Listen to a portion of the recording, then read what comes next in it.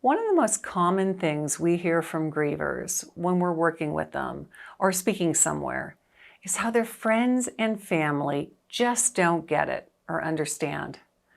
It's a real disappointment and heartache to them, as the people they thought would support them often don't.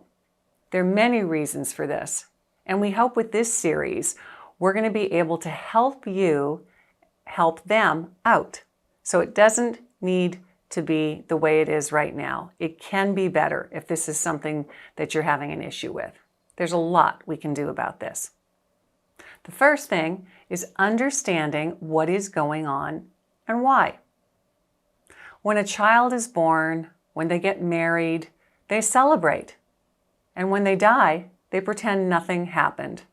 Margaret Mead famously observed.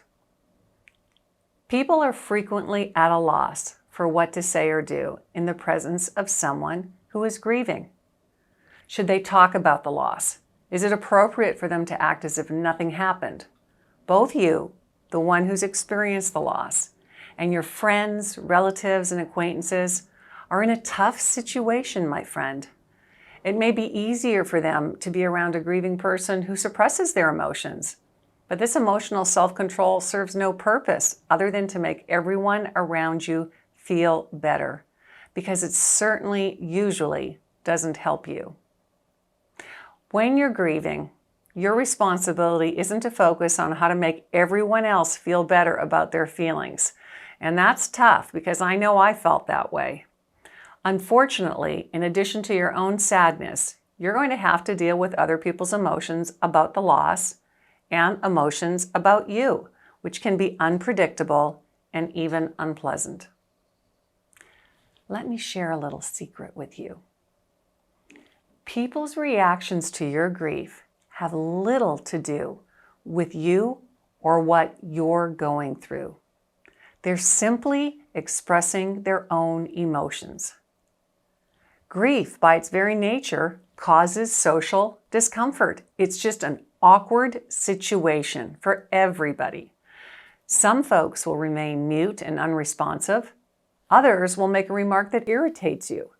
Friends and family may retreat from you, saying they're giving you space, but you may feel alienated and unsupported as a result. Don't be surprised if some of your relatives and friends withdraw. Some people do it because they believe that's what you want, but they may also be trying to recover or protect themselves from their own emotions. Some may share their religious views. It's God's will or part of God's plan. Everything happens for a reason. They're in a better place.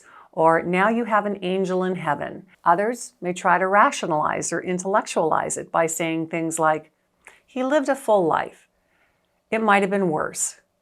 We'll all have to die someday. Or they would want you to move on with your life. Time heals all wounds. What doesn't kill you makes you stronger. Or perhaps it's better this way. I mean, I'm sure we could talk for hours about the things that people said to us that we thought, what? That really didn't help. Some people will attempt to divert your attention away from your pain. You have to move on because you have others to care for. You need to be strong and be brave for your children. Even basic attempts to connect with you while you're grieving, such as, I understand how you feel, might be condescending to you. These phrases can be hurtful because they downplay your loss and make you feel isolated and alone in your grieving. So how do you respond to these claims, my friend? First and foremost, remember that most individuals are only trying to help in their own way, no matter how uncomfortable or poorly placed the remarks may be. I read a good quote by a woman who lost her husband that said, I learned never to hold anything said at a funeral against somebody. Of course, we hear a lot of things after the funeral, too. There's grace and truth in this. People don't know what to say, and in their haste to come up with something soothing, their words often come out incorrectly. It's pointless to lash out at someone who is striving to be supportive. It'll only make you regret it later. So if someone makes a statement to which you feel compelled to respond, you can say, that's simply not what I need to hear right now. or thank you, but I need some time to think about it. Alternatively, rather than responding at all, you may simply ask for what you need. You could say, I just need someone to talk to, someone that I can vent with and not be judged without offering solutions. And if you're not sure what will feel right for you, then you can tell them, I'm not sure what I need right now, but I'll let you know if something doesn't feel right. People are often paralyzed when they're needed by friends who are grieving because they're frightened to speak or do something inappropriate, so they do nothing. We cover this more in our Building Your Support Team series, so please check that series out. And I've said this in other episodes, but I want to say it again. Please remember how you responded to grieving people prior to your devastating loss. I'm sick about what I used to think and say to my friends who suffered a heartbreaking loss. I didn't give them the attention they needed, and I definitely said the wrong things thinking I was helping. And quite frankly, I judged their grief and how long it was taking. It was only after my loss that my eyes were opened. Most people come from a good place.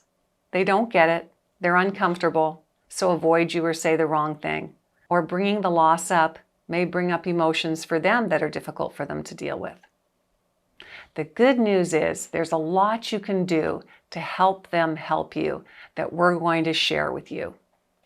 Please err on the side of grace. Building up resentment towards all those who have let you down will only make things harder for you. And this is also why we encourage people to find a community of people who understand, as this grieving journey can go much longer than our friends and family think it should, and often longer than we think it should. Again, we talk about that in the Building Your Support Team series. And again, we have a lot of resources on our resource page. I love what I heard a man say about he responded to things that people would say after his wife died that were inappropriate. He said that he listened with his heart, not his ears. So maybe what he said will help you. I'm going to share it with you. It's a little funny. I think it's cute though. He said, what I chose to do in most of the instances when someone said something hurtful or unhelpful after my wife died was to simply listen with my heart rather than my ears. When I listened with my heart, I could hear their love, sadness, caring, and desire to help. When I listened with my ears, I was angered, saddened, amazed, not in a good way, disappointed, and found myself slipping into separation and isolation, none of which were good or helpful. Further, there were so many things I might have said in response to them or educated them on, but the truth was that in that situation, I had neither the energy nor the desire. I compare it to dog poo. If I'm walking along and notice a pile of dog poo, I acknowledge what it is, step over it, and keep moving. I do not stop and spend time trying to identify the shade of brown or figure out if it came from a collie or a corgi or whether the dog ate dry food or kibble. I just stepped over it and kept moving. And I don't go looking for the owners to tell them that they should clean up after their dog. I just step over it and keep moving. Think about that. Can you just step over it and keep moving? Grievers could certainly educate others about what to say or not to say, what helps and what doesn't help. But this man also said sometimes they seldom have the energy and don't want to hear the lengthy apologies of the person who said what was not helpful to begin with. Key points. It's common for people around you not to understand or get what you're going through. There's a lot you can do to help them help you. You can choose to be resentful or give them grace and listen with your heart and remember how you responded to grieving people before you lost your loved one. If there really are toxic people in your life, it may be time to reevaluate those relationships. Your stepping stone. Do I understand that most of the people around me have good hearts, but have no idea what to do? How am I choosing to react to them? With resentment or grace? Did I behave better when my friends lost loved ones? Are there people who don't have good intentions who may be toxic to you right now? Our reflection: it's really hard to understand something you don't understand. And by understanding your needs and how to communicate them to those around you, you will guide people on how to respond to you, and it can make things so much better for you. I hope you continue on to the next episode where we're going to look at evaluating your relationships. Thanks for watching. From my heart to yours.